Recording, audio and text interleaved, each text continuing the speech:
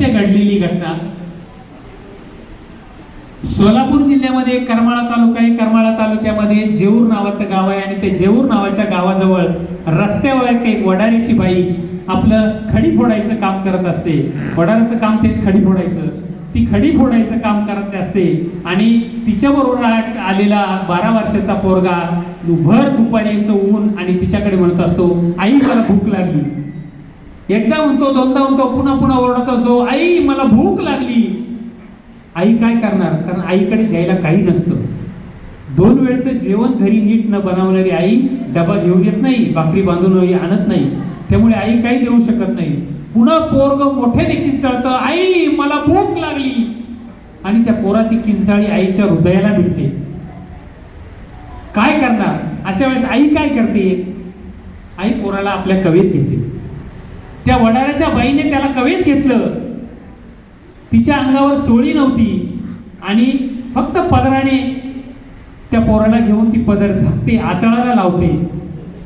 आता मला सांगा, 12 वर्षाचं पोरग आईला कुठं दूध येईल का? 6वीला असलेलं तर पोरग, पण आईची एक भोळी अपेक्षा, आईचं हृदय तिने कवटाळलं, आचळाला लावलं. तुम्ही आज गुरुपौर्णिमेनिमित्त त्याला काय म्हणता मला माहीत नाही. राम म्हणता, अल्लाह म्हणता, प्रभू म्हणता, ईश्वर म्हणता, येसू म्हणता, काय म्हणता, काय म्हणत असेल ते माहीत नाही. पण निसर्गाचा चमत्कार, त्या आईला दुधाचा पाना फुटला, पोरग गटागटा दूध प्यायला लागलं. इतका आनंद, परमोच्च आनंद त्या आईला होत होता. काय असेल देव जाणे. पण तितक्यात रस्त्यावरून लाल दिव्याची गाडी धावत येते आणि बघते लांब लचक मोठं पोरग बाईने आचळाला लावले. ही बाई नाटक करते, कामचुकारपणा करते. गाडी थांबली तिच्याजवळ, रस्त्यातून सीओ उतरला, कलेक्टर त्या गाडीमध्ये होते आणि त्या बाईला खाडकन शिवी दिली त्यांनी. ए बाई, तू गाडवी नाहीस का? आईला काय शिवी दिली? तू गाडवी नाहीस का? एवढं मोठं पोरग तू नाटक करते दूध पाजायचं, चल कामाला लाग.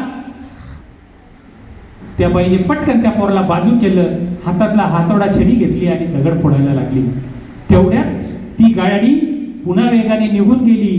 पोरग त्या गाडी सरशी मागं पळत सुटलं आणि एका डोंगराच्या कडेला गेलं. मोठ्या दगडाजवळ पोराच्या हातात छडी आणि हातोडा होता. वडाराचं पोरग ते ठोकायला लागलं. आईने बघितलं आजूबाजूला, अरे पोरग कुठे आहे? पोरग दिसेना, पण लांब तिला पोरग दिसलं. ती धावत पळत गेली. ते पोरग ठोकायला लागलं दगडावर. तिचा जीव, तिचं काळीच तुटलं. का तुटलं? वडाराचं पोर आहेस तू छेनी आणि हातोड्याने दगड फोडू नको, तुला शिकायचंय बाळा. तिचं काळीच का तुटलं? पोरग पळालं म्हणून नाही, पोरग कुठे म्हणून नाही, पण अरे रात्रंदिवस मी बांधकामाचे दगड उचले, विटकाम केले, माझे हाताचे बोटं फुटले, पायाचे बोटं फुटले, आता गवटी काम करू नको बेटा, असे सांगणारे आमचे आईबाप. म्हणून आमच्यात ती ज्योत पेटली. आणि त्या आईला ते वाटलं म्हणून ती रडत रडत गेली. त्याच्या हातातला छडी हातोडा घ्यायला लागली. तेवढ्या जोरात पुन्हा हातोड्याचा धक्का त्या आईच्या हातावर बसला. रक्ताची चिलकांडी उडाली.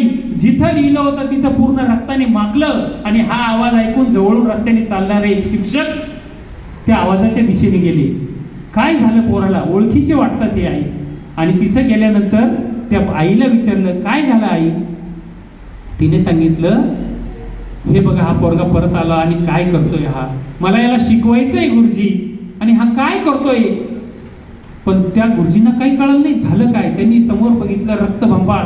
त्या आईच्या बोटाला पट्टी बांधली तिच्याच पदराने आणि ते दगडावरचं लाल रक्त पुसलं. कारण गुरुजीच्या मनात जिज्ञासा असते, पोरग काय करतं. त्या दगडावरचं लाल रक्त पुसलं आणि त्या दगडावर काय लिहिलेलं होतं माहितीये? मी साहेब होणार. 12 वर्षाच्या पोराने आईला जेव्हा एखादा साहेब गाढवीन म्हणतो तेव्हा स्वप्न ठरवतो, उराशी स्वप्न बाळगतो, मी साहेब होणार. आपण काय केलं असतं? मी माझ्या आईला शिवी दिली असती, तुमच्यातल्या कुणाच्या आईला शिवी दिली असती, काय केलं असतं? तोच दगड उचलला असता, त्या साहेबाच्या टकोऱ्यात टाकला असता. तो कलेक्टर आहे का काय माहित नाही, पण त्या पोराने त्या शिवीची ऊर्जा सकारात्मक केली आणि त्या शिवीला ओवी केली, मी साहेब होणार.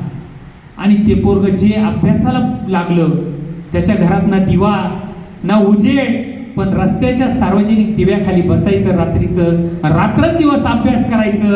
आणि 2007ला महाराष्ट्रातलं पहिलं, देशातलं 11वं, वडारी समाजातलं पहिलं पोरग बालाजी मंजुळे म्हणून उदयाला आलं. पहिला त्या समाजातला IAS बालाजी मंजुळे. 6वी पर्यंत काही येत नव्हतं.